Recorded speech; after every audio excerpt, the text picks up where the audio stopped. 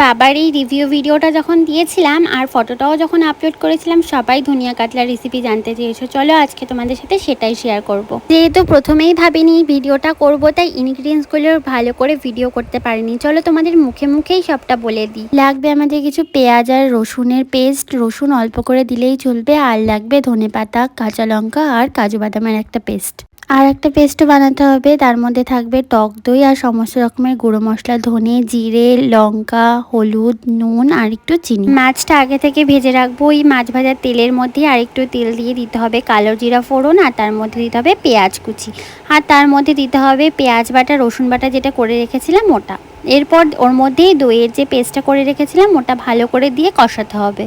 কষে যখন তেল ছেড়ে আসবে তার মধ্যে দিতে হবে ধনেপাতার পেস্টটা। এটাকেও ভালো করে কষাতে হবে যতক্ষণ না পর্যন্ত তেল ছেড়ে আসছে। এর মধ্যে ভাজা মাছগুলো দিয়ে একটু জল দিয়ে একটু ফোটালেই হয়ে যাবে আমাদের ধনিয়া কাতলা। এর ওপর থেকে কয়েকটা কাঁচা লঙ্কা চিড়ে দিয়ে দিতে পারো জাস্ট গার্নিশিং এর জন্য। আর গরম গরম ভাতে খেয়ে নাও ধনিয়া কাতলা। খেতে জাস্ট দারুণ ছিল। তোমাদের কেমন লাগলো অবশ্যই জানিও, আর এটা বানিয়েও দেখো। আজকের মতো বাই, টাটা।